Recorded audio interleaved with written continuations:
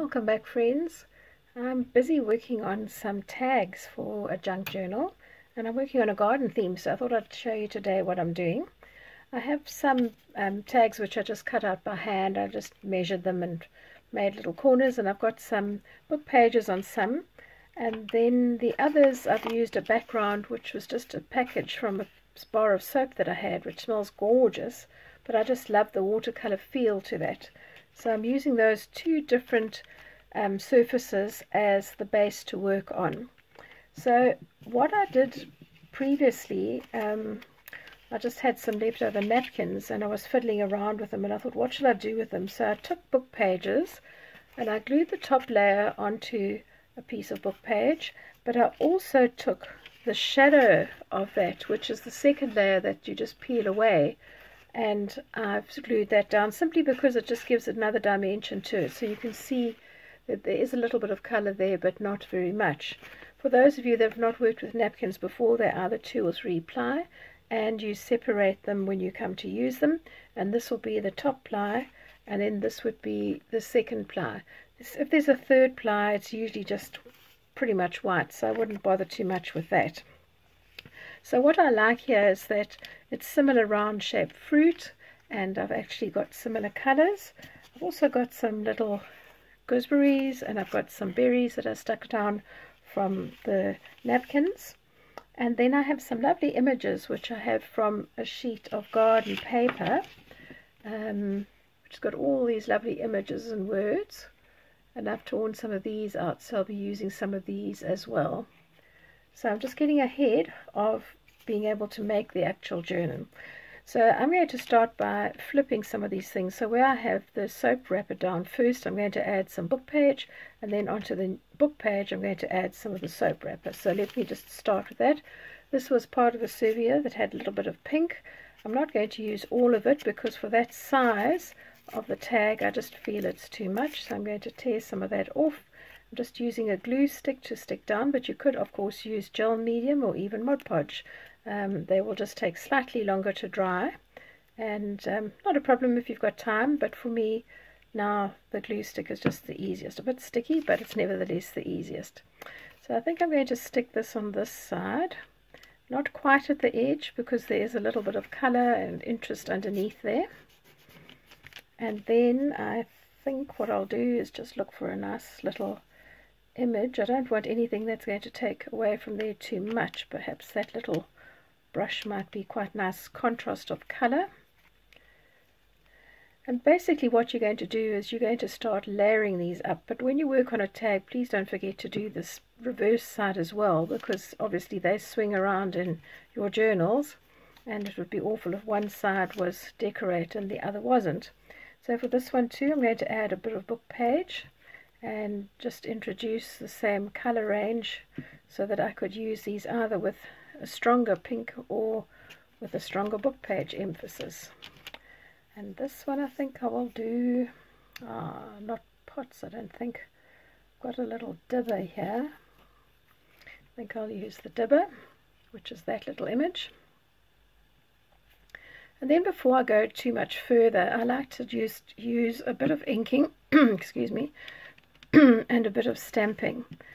You've got a lot of different backgrounds and they don't necessarily all marry together very easily. So excuse me, when you use a little stamp like this is one from this Indian woodblock, by stamping over all the images you kind of just link them together, and I'm not really making too much of an effort to make sure that it is stamped neatly and that you can see the whole image. I'm happy just for blotches, that's why I'm not spending too much time inking with stamps. So I've got that one, which is a little Indian woodblock, and then I also have a wine cork, and I've stuck this sort of metal button on it.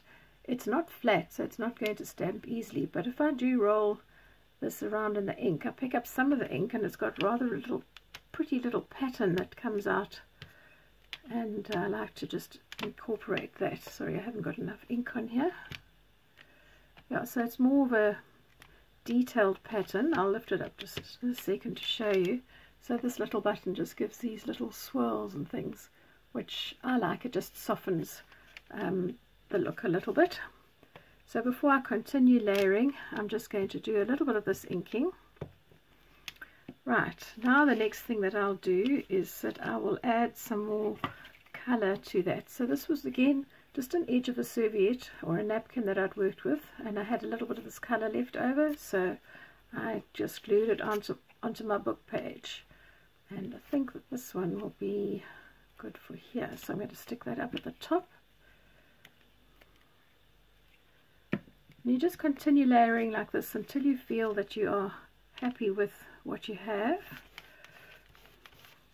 Okay, I'm looking at this side and I feel it needs a little bit of colour, so I think what I'll do with this is I'll also introduce some of the same green.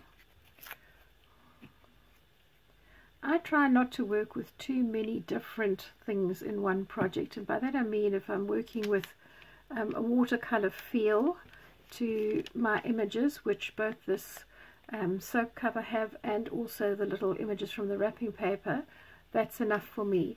I wouldn't introduce a magazine picture or something that was a photograph at this stage because it's just too much of a contrast.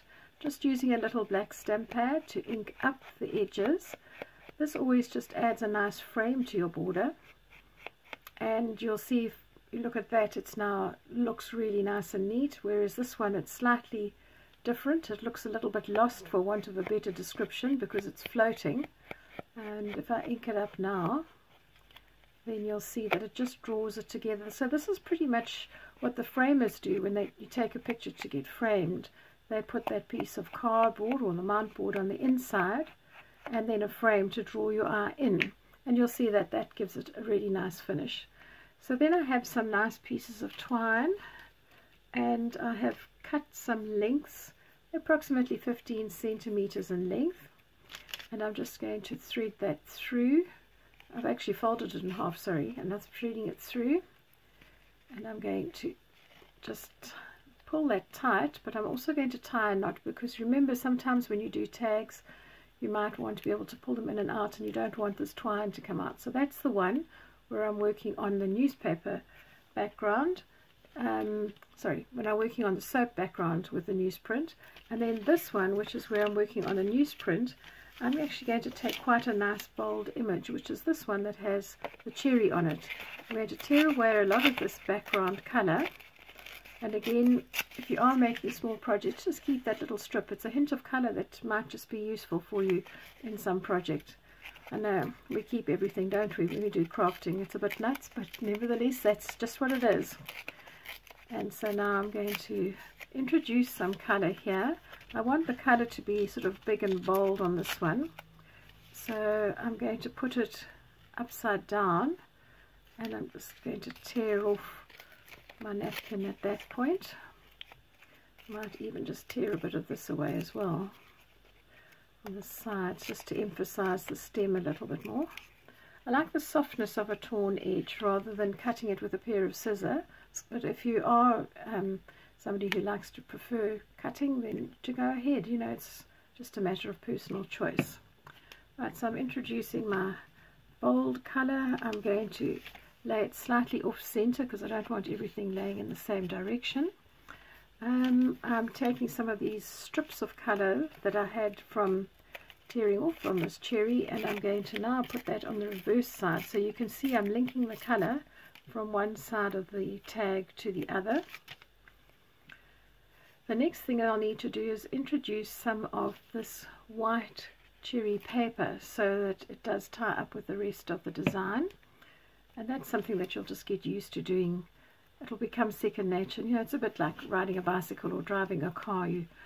Your eye will start to tell you. But if you're a newbie and you don't know these tricks, then it's always useful to know them. So what I'm going to do now is to grab my soap wrapper, and I'm just going to tear out a little image here.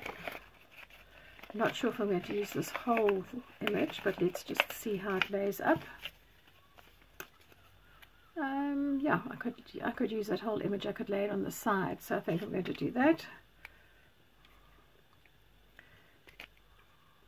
And then what I'm going to do with this now is I'm going to introduce some inking. Remember I said to you it's all about layering, and you don't want all the inking to be done on the surface. So I have these letter stamps. I've just been using letters that spell garden, so I'm just going to stamp the odd one here and there. I'm going to do it on this other one that I did as well. Let's put an E over here, and let's put a G this side of garden. And again, I'm not fussed if it doesn't stamp properly. You could even do something like that where you stamp it off the edge. All adds to the interest. Okay, so the next thing I'm now going to look for this one here is again some of the white paper just to lift the design. And I have a piece here that I think I could incorporate. I'm also going to use some of the leaves because they're really nice and soft. So let me see, that's too much red that side. Let me rather put it on the reverse.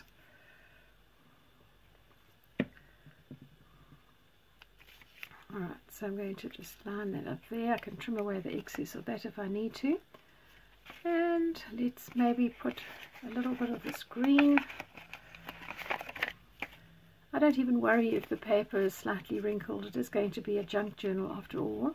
And it's just wonderful to see a funny piece of paper that I really liked. I think probably more because the soap smelled so nice. And just use this to be part of my design. So where am I going to put this? Maybe down there. So you can see I'm actually already overlapping that stamp image underneath. Folding just back the edges. It doesn't matter if it goes onto the other side. That's also okay. And then I've got this lovely crackled napkin with this crackled surface. I think I'm going to pull some of that in because it's got a greenish colour to it, and that would be a bit of a contrast. So let's pop that maybe at the bottom. And I'm getting nice and sticky now. Now, let's find a nice image. I have, for this one, I think a pot of bulbs. That will do nicely. And these you can just work almost in a production line. I normally get all my bases cut when I'm doing something that I'm doing multiples of, and then I'll do one layer and then the next. So I just find it easy than cutting them individually. So I've got that on that side. This one I still feel needs something slightly lighter, so I'm just going to tear off the green, put a strip here of the green and add that in. Put some glue on. Oh, been such a lovely day here today, and I'm sure a load of people went down to the beach and splashing away in the waves, but I thought I'm going to avoid the crowd, so I decided to do videos instead, and I'm really pleased I have because I feel I've been productive today. Yeah, so now having got some images on here, I'm going to come back to my ink and my little stamps, and I'm going to just go over these. So you'll see that these look very white at this stage and they look very disjointed, but when I lay them down and I start to just ink over them, you'll see how they start to blend together, and it looks as though it was all part of the same design. It's a similar thing when you're painting with paints, especially in the days when people were doing paint techniques and they were layering one color paint on top of the other. The color that you put on last is the color that actually draws your eye, and it always is the color that will be eye-catching. So quite often if you've painted something and you're unhappy with the result, just do a wash of a light color over it or a darker color over it, and you'll be able to link everything together. Alright, so that's kind of tied that together. I'm going to go back to using my little Indian block because I've used that on the other tags. Not going to over ink it, so it's going to be pretty dry. And then I'm just going to add some of these in because they've got a bit of a leafy pattern to them. And do the same on the reverse. And really, we are working with junk, bits and pieces that we would normally have thrown away, and they're just pulling together to make something delicious. Right, so that already looks as though it's more unified in its design. And now I'm going to simply take my little ink pad and I'm going to ink up the edges. And remember, this is just like the picture frames with the mount. You can see that it starts to pull your eye inwards. And I'm very pleased with these little tags. I must say, it's been a lovely afternoon playing and making up some of the others that I'm going to show you in a minute. And ultimately these will go into a journal that I've been busy making with a garden theme. And I'll show you that with a flip through at some stage when that is finished. So let me just show you the difference. This one I didn't do too much stamping on, and you can see the other one I have, so it's drawn everything together really nicely. The last thing I need to do is just to put a little bit of string on here. I think I did cut for it. I'm going to just fold the cord in half, thread it through the hole in the tag, bring the two loose ends through, and then tie a knot. Oh, how lovely. I can hear outside an ice cream van. The kids must be thrilled. So there you go. There's one of the tags which has the stamping to draw together. This has minimal stamping but not a lot on the surface, and you can see the difference in those two. So now let me show you some of the other ones that I was busy with earlier on, and let me lay them out for you so you can have a good look. This one I used very simple ideas because you don't want everyone to be too busy. Lighter colors for that. And then I've got this one with a pot of bulbs and some twine on this one. Let me show you that way around. This one's got potted flowers. Whoopsie, this way. And just a trowel. And then I've got some other garden tools here.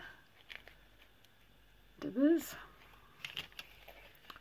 More pots of flowers, and that's a nice trug. I quite like that. It would be lovely, filled with strawberries, I think, and garden implements. So I've made a head start. I'm on my way to getting a journal done. Thank you for joining me, and if you've enjoyed this video, please give me a thumbs up and consider subscribing to my channel. I do a load of different crafts, and I'm sure you'll enjoy them. Thank you for watching. Bye for now.